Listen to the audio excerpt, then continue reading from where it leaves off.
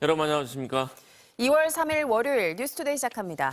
최상목 대통령 권한대행이 마은혁 헌법재판관 후보자를 임명하지 않은 것이 위헌인지 여부를 헌법재판소가 오늘 결정합니다.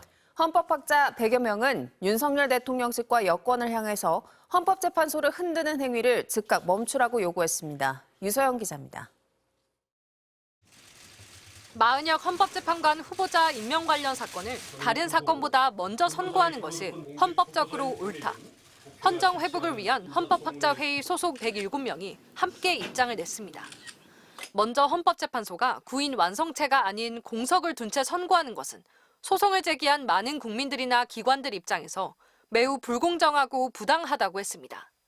또 권력분리 원리에 따라 국회와 대통령, 대법원장이 각각 3명씩 헌법재판관을 선출하거나 지명하고 이렇게 임명된 9명이 재판을 진행하는 것이 헌법의 뜻이라고 했습니다.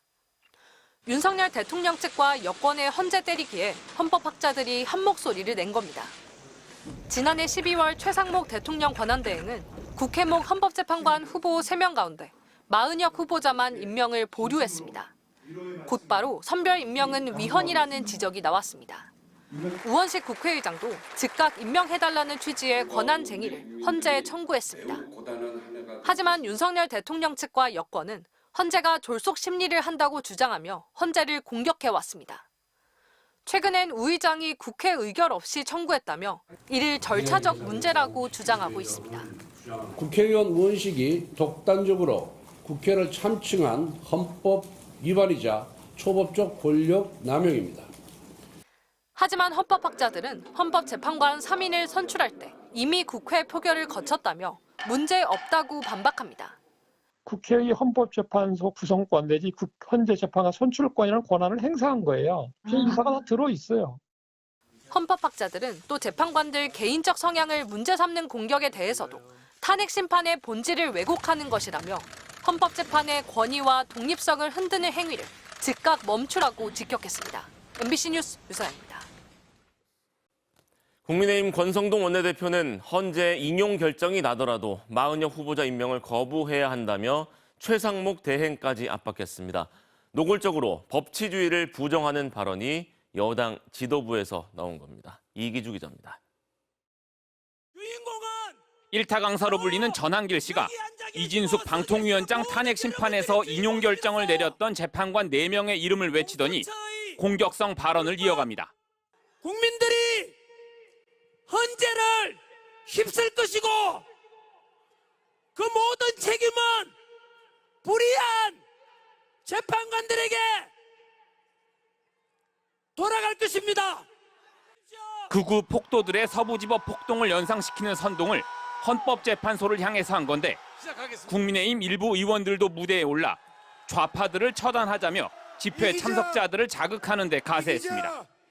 저 무도한 종북 좌파 세력들 처단 좀 하십시다 라고 말씀을 드렸습니다. 지금 제2의 6.25가 벌어지고 있다고 생각하는데 여러분. 국민의힘 권성동 원내대표 역시 헌재 흔들기에 열을 올렸습니다. 마은혁 재판관 임명 보류에 대한 권한쟁의 심판 선고를 앞두고 권 원내대표는 헌재의 인용 결정이 나더라도 후보자 임명을 거부하라며 최상목 권한대행을 압박했습니다. 헌재가 위헌적인 권한쟁의 심판을 가사 인용하더라도 최상목 대행은 마은혁 후보자 임명을 거부해야 합니다. 여당의 노골적인 헌재 흔들기가 계속되자 민주당에선 탄핵 불복 빌드업이다, 제2의 내란 행위다 등의 비난이 쏟아졌습니다.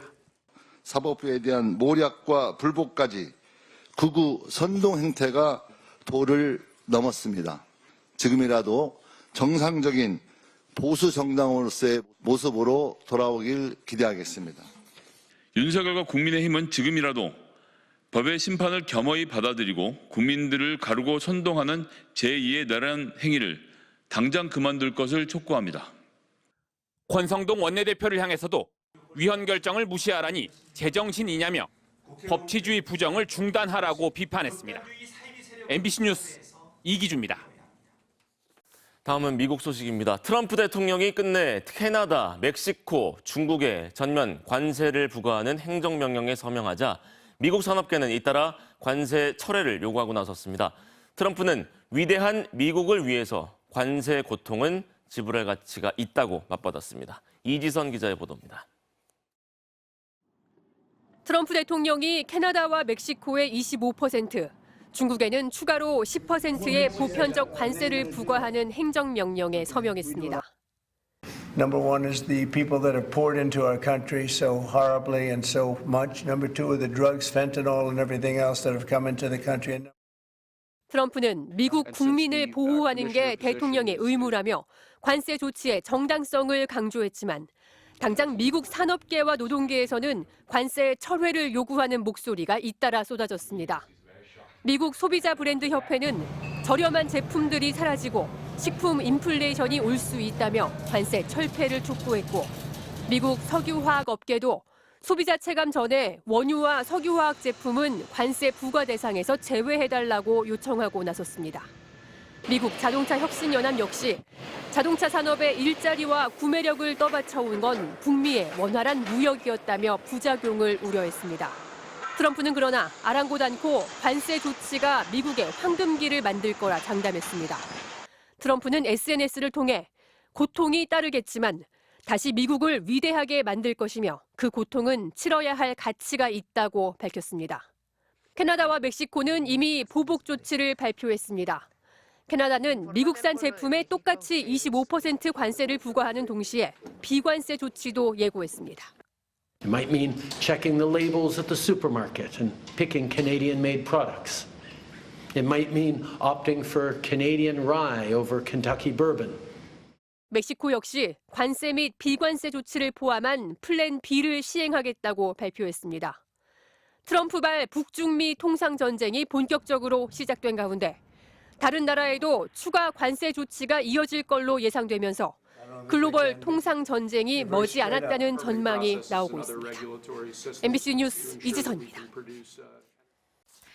오늘 절기 입춘인데요. 찬바람이 점점 강해지고 있습니다. 현재 서울의 기온 영하 4.1도에 체감온도 영하 9도 안팎이고요. 춘천의 체감온도 영하 7도, 안동이 영하 5도 안팎을 보이고 있습니다.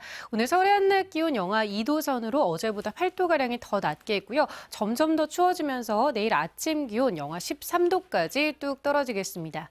한편 이 시각 강원도 평창에는 이렇게 눈과 함께 강한 바람이 불고 있습니다. 차로도 눈길이 되어 있는 모습인데요.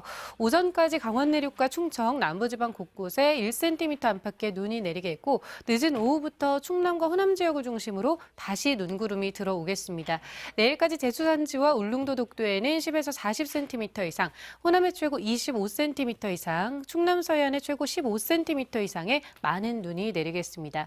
지금 찬바람이 강해지면서 공기는 점점 더 깨끗해지고 있습니다. 오늘 서울의 최고 기온 영하 2도, 부산이 5도가 예상됩니다. 이번 주 내내 강추위가 기승을 부리겠고요. 충청과 호남, 제주를 중심으로는 눈 소식이 잦겠습니다. 날씨였습니다.